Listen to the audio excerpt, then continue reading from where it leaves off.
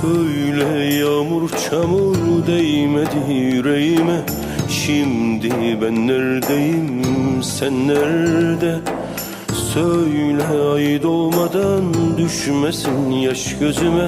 Şimdi ben neredeyim, sen nerede?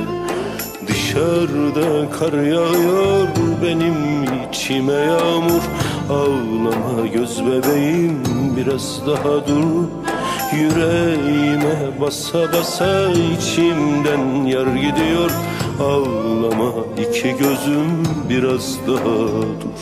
Ay ay ay ay ay ay ay ay ay ay ay ay yanıyor ömrüm. Ay ay ay ay ay ay ay ay ay ay ay yanıyor ömrüm. Vallahi yağmur çamur değmedi yüreğime. Söyle ben neredeyim, sen nerede? Söyle ay doğmadan düşmesin yaş gözüme.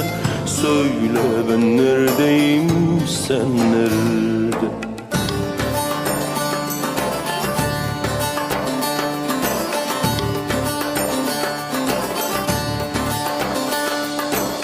Söyle yağmur söyle değmeden yüreğime.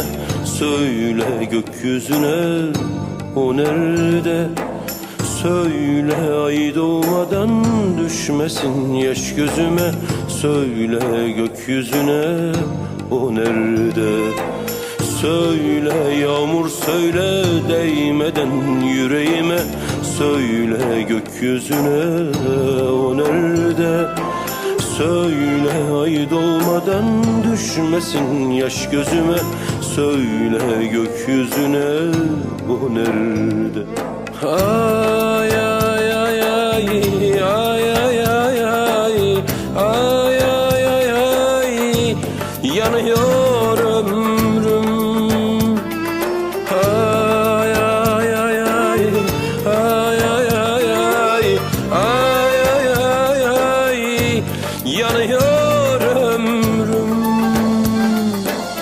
Söyle baksın gece dağlardan hasretime. Söyle bilmesen de o nerede?